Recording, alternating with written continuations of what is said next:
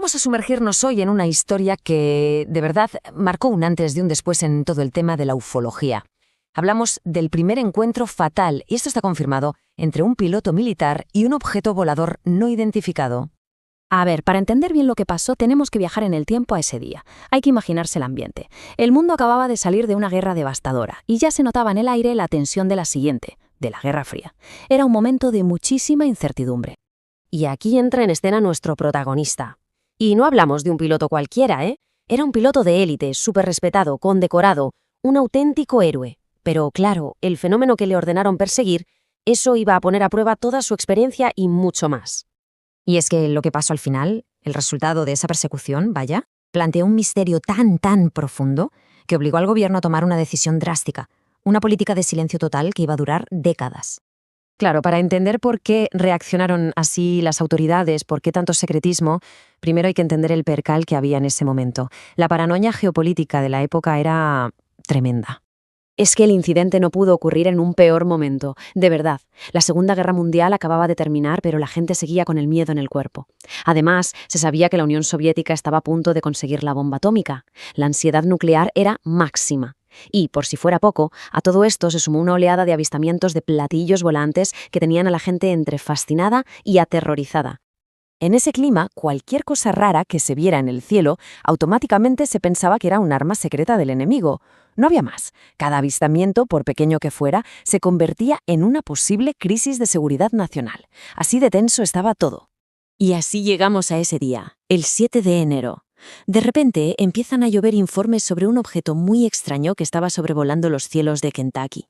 Los primeros en dar la voz de alarma fueron los operadores de la torre de control de la base militar. Primero, una señal rarísima en el radar. Luego, cogen los prismáticos, miran y ahí estaba, un objeto a lo lejos. Pero por el tamaño que parecía tener a esa distancia, dedujeron que aquello tenía que ser enorme. Y, claro, la cosa no quedó ahí. Al poco tiempo, los teléfonos empezaron a sonar sin parar. Llamadas de varias localidades, de la policía, de ciudadanos de pueblos distintos, todos confirmando lo mismo. Estaban viendo ese objeto. Y no eran 2 o 3 personas, era muchísima gente en una zona muy amplia. Para que nos hagamos una idea de la magnitud, en total los avistamientos cubrieron un radio de 175 millas. Esos son casi 300 kilómetros. O sea, que no hablamos de un puntito de luz aislado en el cielo. No. Era un fenómeno masivo, totalmente extendido e innegable. Había cientos de testigos. Ante esta situación, la decisión fue clara. Había que mandar a alguien a investigar. Se contactó con un escuadrón de cazas, unos P-51, que estaban por la zona. Y al mando iba, cómo no, un piloto veterano. Y aquí es donde la historia se pone seria, porque la reputación de Mantell es clave para todo lo que viene después. Era un tipo conocido por su sangre fría, por su habilidad increíble a los mandos y por ser súper fiable. Vamos, que no era alguien que viera fantasmas o se dejara llevar por la imaginación, para nada. Mantell, ni corto ni perezoso, llevó su avión hasta el límite. Empezó a ascender y a ascender a altitudes muy peligrosas y, ojo, sin el equipo de oxígeno necesario. Estaba decidido a identificar esa nave. De hecho, por radio llegó a describir cómo el objeto parecía estar jugando con él, como si fuera el gato y el ratón. Si él aceleraba, el objeto aceleraba, siempre manteniendo la misma distancia.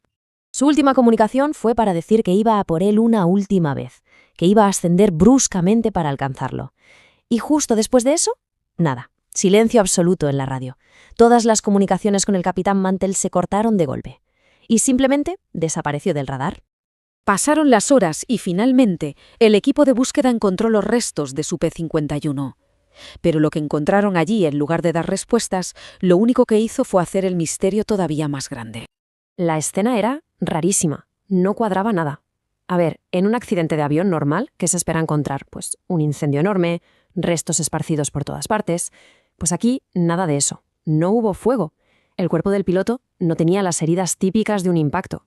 La descripción fue que parecía aplastado.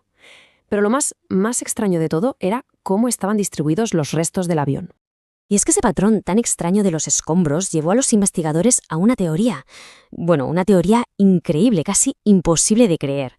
La idea es la siguiente. Todos los restos del avión estaban esparcidos en línea recta, hacia atrás, desde un punto imaginario.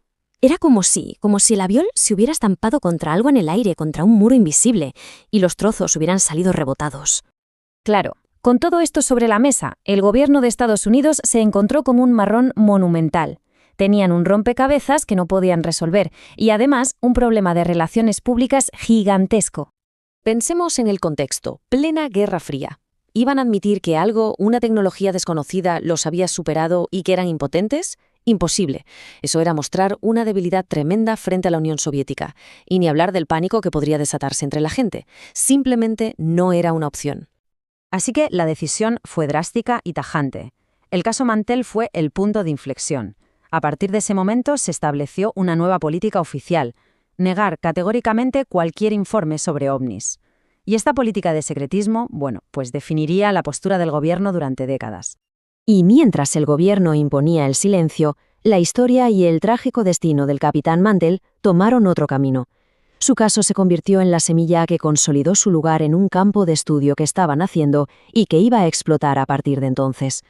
Porque la muerte de Mantell fue mucho más que una tragedia. Se convirtió, de hecho, en la piedra fundacional de un campo nuevo: la ufología, que es el estudio serio de los objetos voladores no identificados. Su caso le dio al tema una credibilidad y, sobre todo, una sensación de urgencia que no había tenido hasta entonces. Y por eso el capitán Thomas Mantell pasó a la historia con ese apodo, porque su muerte fue la primera baja militar confirmada oficialmente durante la persecución de un ovni. Esto lo convirtió en una figura absolutamente fundamental, en un símbolo de ese choque entre nuestro mundo conocido y, lo desconocido. Y aunque los archivos oficiales se cerraran y se intentara pasar página, la gran pregunta de aquel día, esa pregunta que lo cambió absolutamente todo, sigue ahí, flotando en el aire, sin respuesta.